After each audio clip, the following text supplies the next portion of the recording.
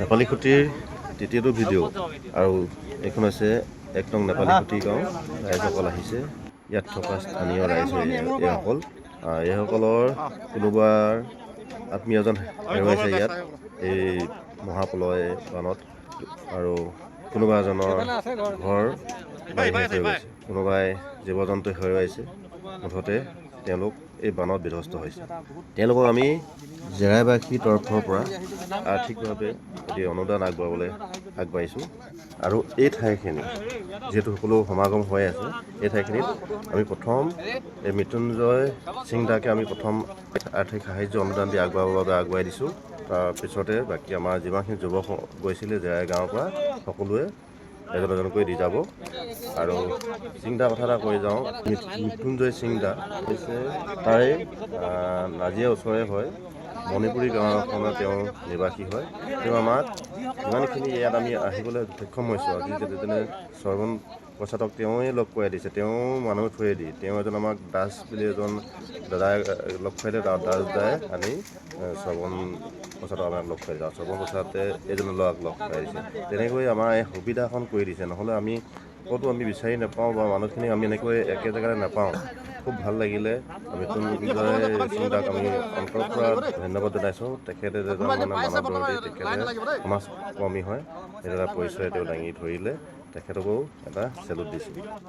এনে দুৰ্যোগ বা এই ঘটনাই গোটেই মানুহখিনিক জুৰুলা কৰি নিথৰুৱা কৰি নিলে। এখেতসকলৰ ঘৰৰ পৰা আদি কৰি জীৱ জন্তু, খেতি পথাৰ, যত যি আত্মীয়জনলৈকে তেওঁলোকে হেৰুৱাবলগীয়া হৈছে।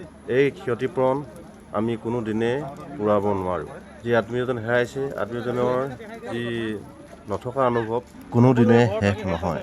আমি মাথো দুখৰ সমভাগী হৈ তেওঁলোকক সান্তনা আৰু উৎসাহে দিব পাৰিম। অসমৰ ৰাইজে মাথো নিৰ্দিষ্ট এটা সময়লৈকে তেওঁলোকৰ প্ৰয়োজনীয় সামগ্ৰী নতুবা অভাৱসমূহ দূৰ কৰিব।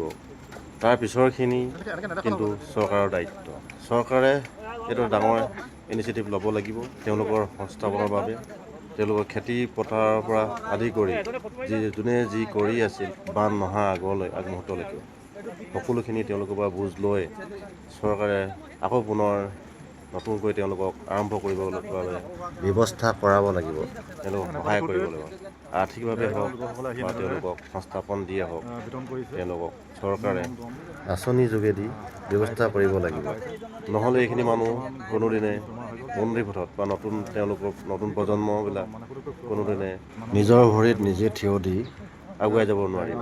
সেয়ে চৰকাৰৰ ওচৰত আহ্বান, যাতে তেওঁলোকক সংস্থাপনৰ পৰা আদি কৰি তেওঁলোকৰ যি অভাৱ, তেওঁলোকৰ যি অনিষ্ট হৈছে, তেওঁলোকৰ যি ক্ষতি হৈছে, ক্ষতিপূৰণ দিয়াৰ ব্যৱস্থা কৰিব লাগে।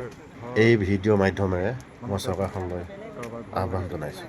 আশা কৰোঁ চৰকাৰে এই বাৰ্তা লাভ কৰিব।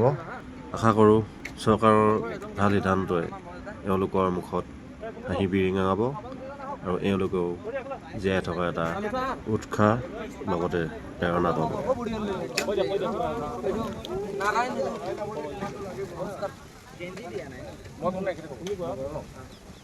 জেৰাই গাঁও আজি আমি ডিব্ৰুগড়ৰ স্থিত জেৰাই গাঁৱৰ যুৱ সংঘৰ তৰফৰ পৰা আহিছোঁ। একগোট হৈ পেলাই আমি তোমালোকৰ যি পৰিস্থিতি সৃষ্টি কৰিলে সেয়া আমি আজি খবৰ ল'বলৈ আহিলোঁ। দুখৰ সময়ত তোমালোকৰ আমি দুখৰ সমভাগী হ'বলৈ আহিলোঁ। আমি ৰাইজৰ পৰা যি সঁহাৰি আমি সংগ্ৰহ কৰিছিলোঁ জেৰাই গাঁওবাসী ৰাইজৰ পৰা, সেইখিনি আমি সংগ্ৰহ কৰি আপোনালোকৰ আমি সাধ্য অনুযায়ী কিবা এটা মাননি আগবাঢ়িছোঁ। আৰু আপোনালোকে আমাক আশীৰ্বাদ কৰিব যাতে আমিও আপোনালোকৰ বিপদৰ কালত অনাগত দিনৰ পৰা সহায় কৰিব পাৰোঁ। আপোনালোকে আহিছে, বহুত বহুত ধন্যবাদ আপোনালোকৰ।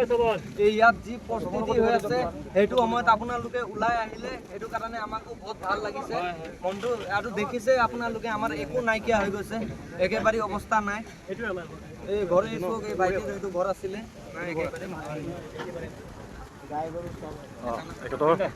এইটো ঘৰ আছিলে। সহায় কৰি দিছে,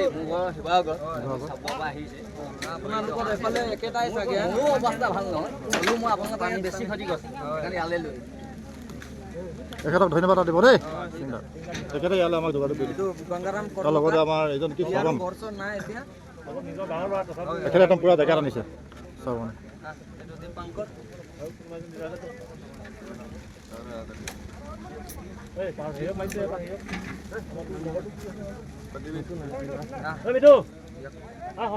দিদি ছবি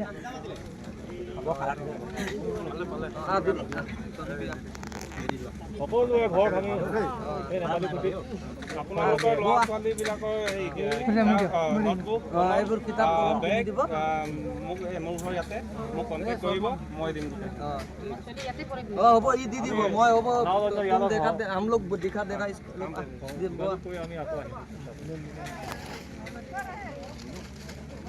পালে না সব পৰিস্থিতিটো অলপ ভাল হওক, ৰাস্তা বুলি ভাল হওক, আমি পুনৰ আহিম।